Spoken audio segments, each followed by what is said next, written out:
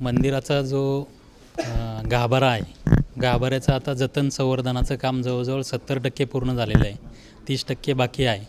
पुरातत्व विभागाने जे आपण गाभाऱ्यातले जे दगड आहेत, पुरातन दगड, त्याचं जास्त दिवस कालावधीसाठी चांगलं राहण्यासाठी त्याच्यावरती केमिकल कोटिंग लावणं आवश्यक आहे असं सांगितलेलं आहे. आणि त्या बाबतीत ते परिपूर्ण अहवाल आम्हाला सादर करतील. अहवाल सादर केल्यानंतर त्याची प्रक्रिया कशा पद्धतीने असेल आणि त्याला किती वेळ लागेल याचा अहवाल आल्यानंतर मंदिरे समिती त्या बाबतीत निर्णय घेईल. काय सांगितलं कशा पद्धतीने पहिल्यांदा धुणे वगैरे काय ठरलं? त्यात केमिकल वॉश असते, त्यानंतर जनरल वॉश, त्यानंतर त्याच्यावरती कोटिंगचे 2 थर येतील. परंतु हे करत असताना त्याला जो कालावधी लागतो, म्हणजे केमिकलनी वॉश केल्यानंतर त्याच्यातून जे काही रासायनिक प्रक्रिया होते, त्यामुळं त्या ठिकाणी भाविकांना त्रास होईल का याच्यावरती सुद्धा ते डिटेल आम्हाला रिपोर्ट देतील.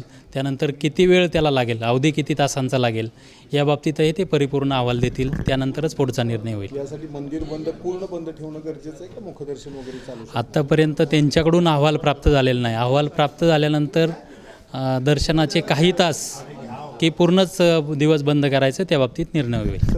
विठ्ठलाच्या मूर्ती झिजली आहे असा अहवाल जो दिलेला आहे पुरातत्व विभागाने, कधी पाहणी केली होती, काय अहवाल? 1 महिन्यापूर्वी त्याची पुरातत्व विभागाचा जो रासायनिक विभाग आहे त्यांनी पाहणी केलेली आहे.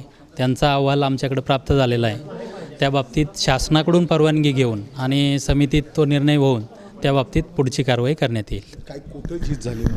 आपण जे पदस्पर्श दर्शन करतो, ज्यावेळेस आपण पांडुरंगाच्या पायाला स्पर्श करतो त्या ठिकाणी आपण पाहू शकतो की त्या ठिकाणी थोडीशी झीज झालेली आहे.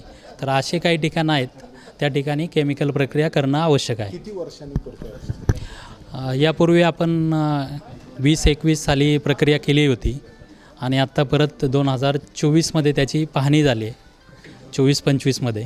तर आता एक साधारणतः 4 ते 5 वर्षानंतर त्याची पुन्हा एकदा प्रक्रिया करत आहोत. इपॉक्सिस करावं लागेल? ते आता जे पुरातत्व विभागाचे अधिकारी आहेत ते ठरवतील आणि त्या पद्धतीचा लेप दिला जाईल. मूर्तीचं नाही, परंतु जे आपलं जतन संवर्धनाचं काम चालू आहे, म्हणजे विठ्ठल रुक्मिणीचा दोन्ही गाभारे असतील तर ते 5 जूनपूर्वी पूर्ण करणार आहोत आपण. म्हणजे मूर्तीचं हे कधी आषाढी नंतर केलं जाणार? मूर्तीचं आपण शासनाकडून मान्यता घेतल्यानंतरच पुढची कारवाई करणार आहोत. जनरली आषाढी नंतरच होईल.